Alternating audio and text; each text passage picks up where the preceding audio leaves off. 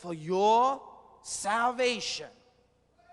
Not just to face the enemy, but to lay down his life that he might bring you and I up from immorality.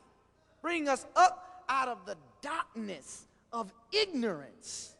That man has to be willing to lay down his life and put his life on the line, listen carefully, with everything that he says.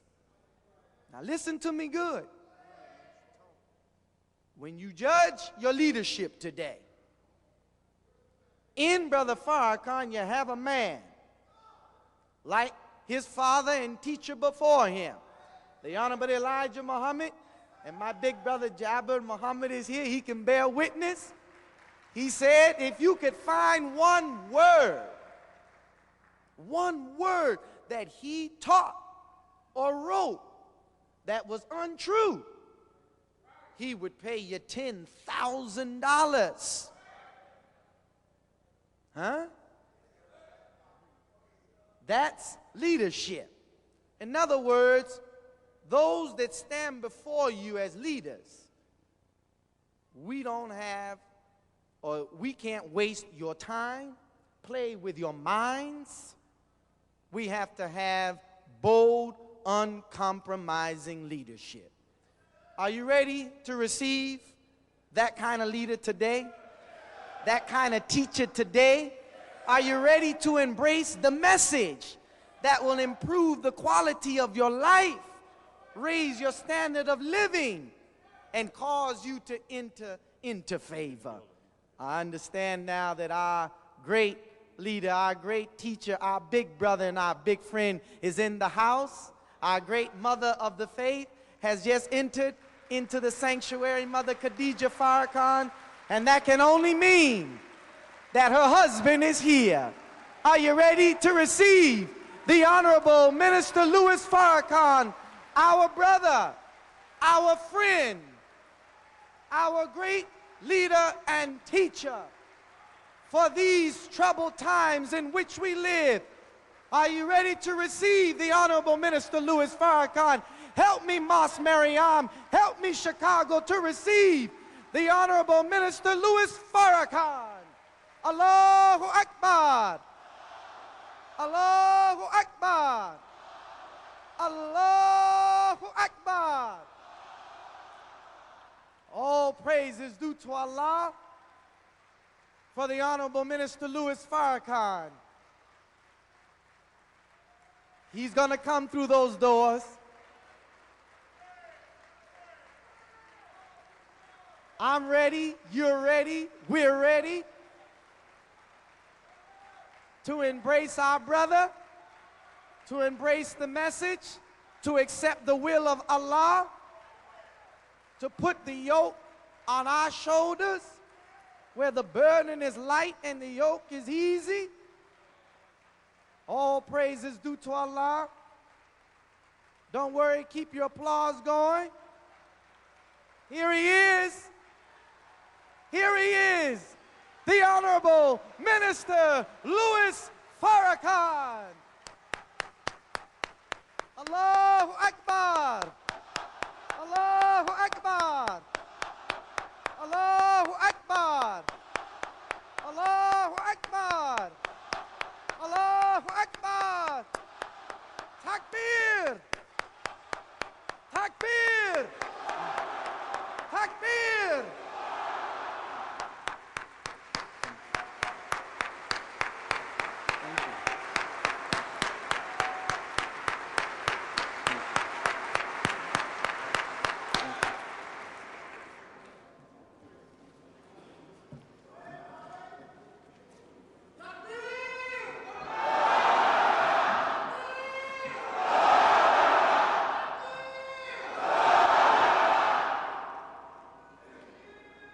In the name of Allah, the Beneficent, the Merciful,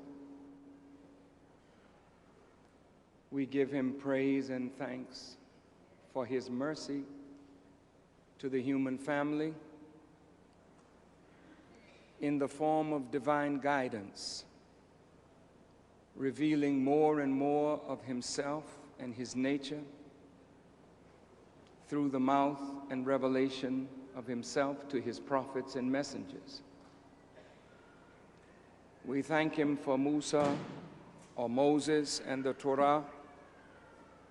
We thank him for Isa, Jesus, and the Quran. We thank him for Muhammad, peace be upon these worthy servants, and the Holy Quran. I am a student of the Honorable Elijah Muhammad, and I personally give praise and thanks to Allah for his mercy to us and his intervention in our affairs. In the person of Master W. Farad Muhammad, the Mahdi, who came among us and raised from among us one to lead, teach, and guide us, in the person of the Honorable Elijah Muhammad. I greet all of you, my dear and wonderful brothers and sisters, visitors and friends, with the greeting words of peace. Assalamu alaikum. I am honored and thankful to Allah for the privilege of standing before you to bear witness to the majesty of Allah, the greatness of Allah, the mercy of Allah, the power of Allah, the protection of Allah, and the wisdom that Allah reveals to his servants, that we may become what he created us to be. To those of you who are here for your first time, you have heard of the Nation of Islam, you have heard of Louis Farrakhan, perhaps, and you have heard that we are Muslims. And some of you wonder when you drive by the street whether you would be welcome, particularly if you feel you are not Muslim. But every one of you is a Muslim. It's just that some know it and some do not know it. Islam is considered a religion, but Islam is more than a religion. Islam is the nature of God and the nature in which he created humanity. Islam is a world that encompasses everything that goes for human development. So when someone says to you, I am a Muslim, they are saying, I believe in surrendering my will entirely to do the will of God.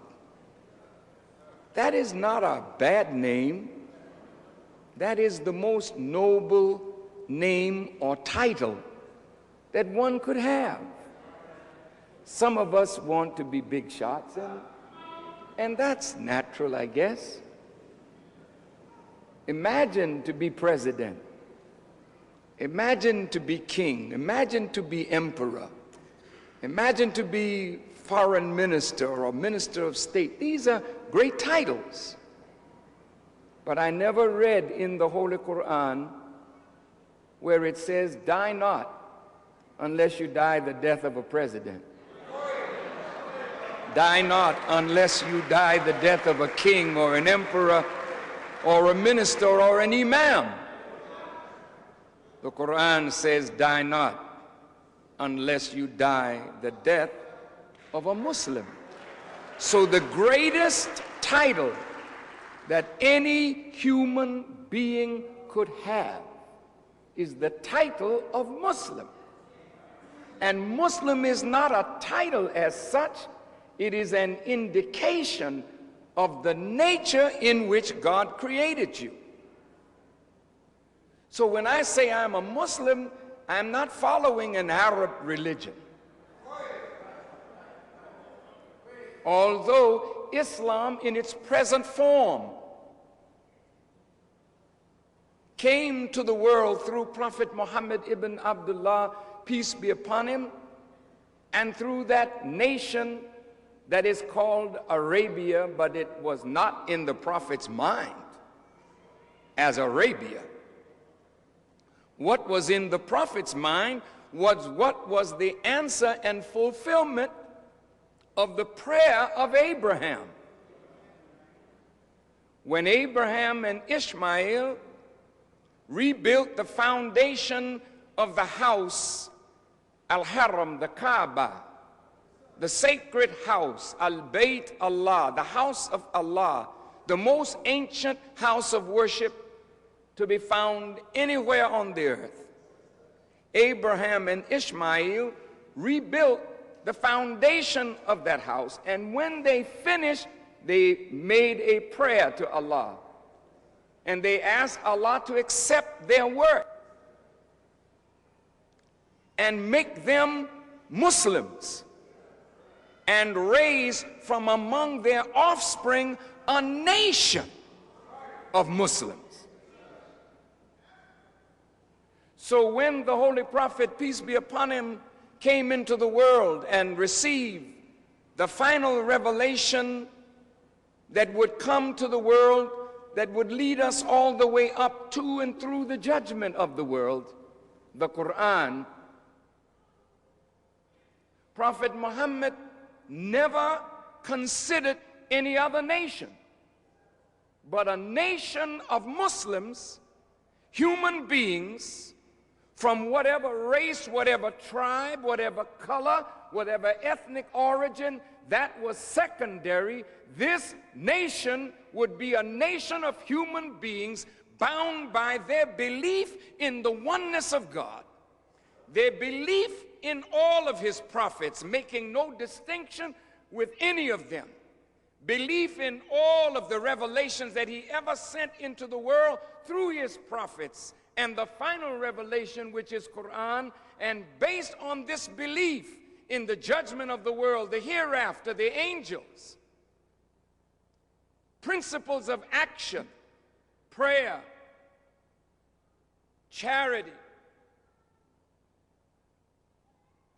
Hajj, pilgrimage to the Holy House at least once in our lifetime, jihad, or the struggle of the human being against any force of evil within himself, in the society, or in the world. Therefore, no man can say or woman can say, I am a Muslim living in a world of rebellion and at peace with such a world.